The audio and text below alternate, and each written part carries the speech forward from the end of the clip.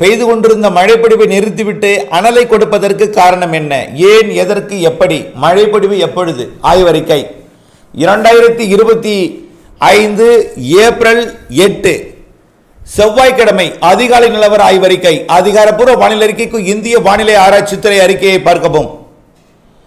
அதாவது கடந்த சில நாட்களுக்கு முன்பு வங்கக்கடலிலே உயரழுத்தம் இருந்தது. கடிகார சுற்றில் அந்த உயரழுத்தம் சுழல தமிழ்நாட்டின் வங்க கடலோரம் உயரழுத்த காற்று குளிர்காற்று நுழைய இரவு பகல் 24 மணி நேரமும் அந்த குளிர்காற்று நுழைந்து கொண்டே இருக்கும். இரவு நேரத்தில் சூரியன் இல்லாத காரணத்தினாலே தொடர்ந்து அந்த குளிர்காற்று உள்ளே பயணித்து கடலோரத்தில் இருந்து உள்ளே போக போக குளிர்வித்து பரமத்தி, வேலூர் மற்றும் கரூர் போன்ற, ஈரோடு போன்ற பகுதிகளில் எல்லாம் குறைந்தபட்ச வெப்பநிலை 17-18 டிகிரி வரைக்கும் கொண்டு போனது.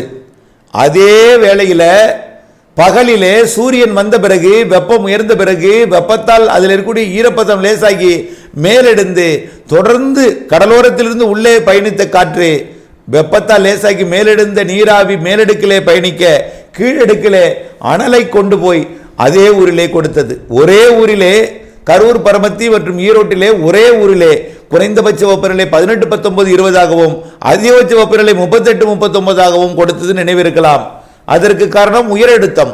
உயரழுத்தம் எப்பொழுதும் மேக உற்பத்தியை தடுக்கும்.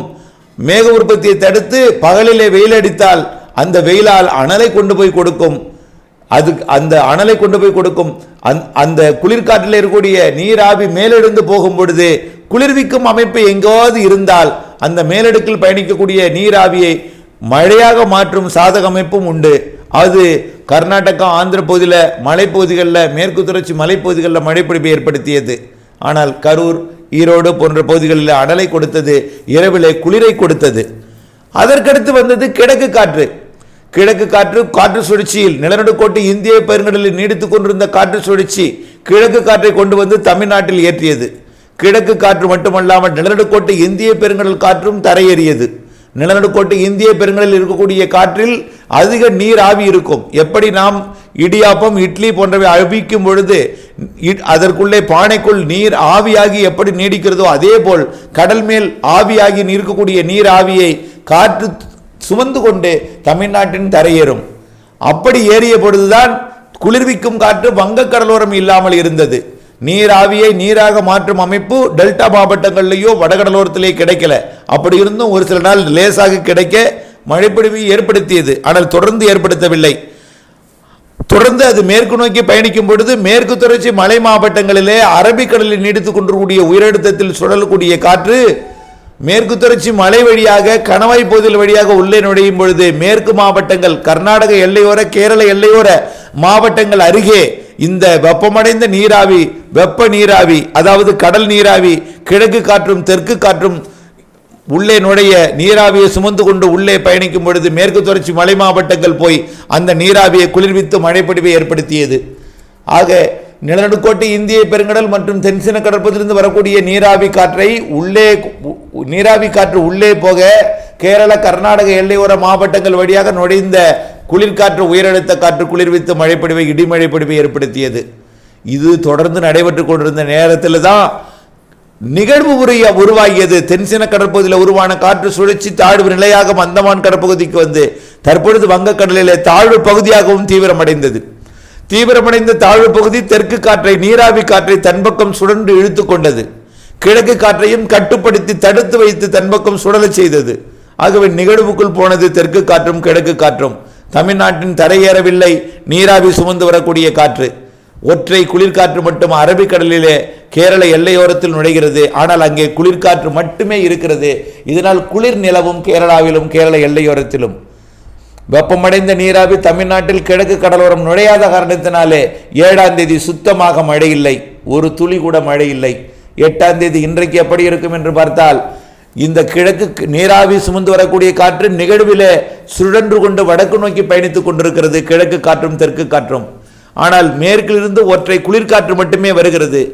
ஒற்றை குளிர்காற்றை, உயரடுத்த காற்றை வங்கக்கடல் நிகழ்வு வளிமண்டலத்தின் மேலடுக்கிலே இருக்கிறது. அந்த நீராவி காற்று வெப்பமடைந்து மேலெடுகிறது. மேலடுக்கிலே வங்கக்கடல் நோக்கி காற்று பயணிக்கிறது. ஆனால் கீழடுக்கிலே வங்கக்கடல் நோக்கி காற்று பயணிக்கவில்லை. கீழடுக்கிலே வெப்பமடைந்த மேலெழுப்பிய பிறகு வறண்ட காற்று மட்டும் கீழடுக்கிலே அனல் காற்றாக, நீராவி இல்லாத காற்றாக கிழக்கு தொடர்ச்சி, அதாவது மேற்கு தொடர்ச்சி மலைப்பகுதியிலிருந்து கிழக்கு தொடர்ச்சி மலைப்பகுதிகள், அதாவது கர்நாடக பகுதியிலிருந்து கர்நாடக எல்லையோர மாவட்டங்கள் வழியாக வடவுள் மாவட்டங்கள் வழியாக வடகடலோரத்திற்கு வறண்ட காற்றாகவும், பாலக்காட்டு கணவாய் வழியாக மேற்கு தொடர்ச்சி மலை மாவட்டங்களில் இருந்த அந்த நீராவியை கூட மேலெழுப்பி விட்டு அங்கே மழை பிடிவை லேசாக அங்கே மேற்கு தொடர்ச்சி மலையில் கேரளா பக்கம் கொடுத்து விட்டு வறண்ட காற்றாக தமிழ்நாட்டுக்குள் நுழைந்து வங்கக்கடலோரம் அனலாகவும் வெப்பமாகவும் வந்தடைகிறது. இந்த நிகழ்வு 3 நாட்களுக்கு மட்டுமே இருக்கும். ஆக பொதுவாக நிகழ்வு சுடன்று உள்ளே வந்தால் வடகிழக்கு பருவமழை காலம் என்றால் வட இந்திய நிலப்பகுதியிலிருந்து குளிர்காற்று தமிழ்நாட்டிற்கு தரைக்கு வரும். ஆனால் இப்பொழுது குளிர்காற்று வருவதை தடைப்படுத்தி இருக்கிறது வட இந்திய நிலப்பகுதியில் நீடிக்கக்கூடிய காற்று சுழற்சிகள், உயரழுத்தங்கள்.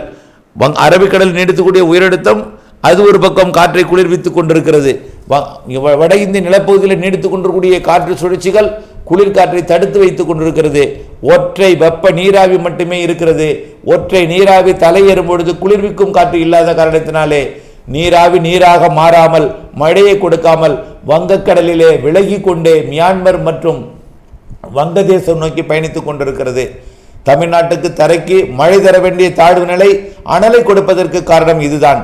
மேற்கு காற்றை ஈர்ப்பதன் காரணமாக மேற்கு காற்று வெப்பத்தால் லேசாகி மேலெழுந்து அனல் காற்றாக வங்கக்கடலோரம் வருகிறது. குளிர்விக்கும் அமைப்பு இல்லாமல் அனலை கொடுத்து இருக்கக்கூடிய நீராவியையும் நீராக மாற்றி, கடலோர மாவட்டங்களில் இருக்கக்கூடிய நீராவியையும் நீராக மாற்றி மேலெழுப்பி, அதாவது கடலோர மாவட்டங்களில் இருக்கக்கூடிய நீராவியையும் வெப்பத்தால் லேசாகி மேலெழுப்பி ஆவியாக மாற்றி வங்கக்கடலுக்கு அனுப்பி விடுகிறது. வறண்ட காற்றாக தொடர்ந்து பயணித்து 3 நாட்களுக்கு அனலை மட்டுமே கொடுக்கும். மேற்கு தொடர்ச்சி மலையில் கேரள எல்லையோரத்தில் மட்டும் இடிமழை லேசாக இருக்கும்.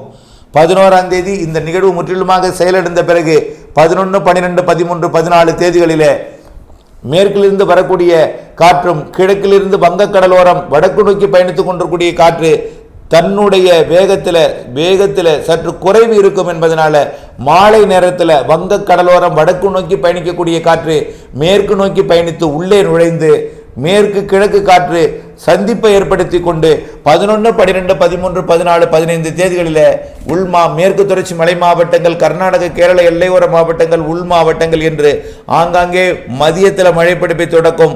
மாலையிலே உள்ளே வந்தும் மேலும் முன்னிரவிலே கடலோர மாவட்டங்களுக்கு வந்தும் நள்ளிரவில் கடலோர மாவட்டங்களுக்கும் அதிகாலையில் கடலோர மாவட்டங்களில் ஆங்காங்கேயும் மழைப்பிடிப்பை கொடுக்கும். ஆக இனிமேல் 11ஆம் தேதியிலிருந்து 16ஆம் தேதி வரைக்கும் மேற்கிலிருந்து மழைப்பிடிவு வரும். கடலோரம் அதிகாலை நள்ளிரவிலே கொடுக்கும்.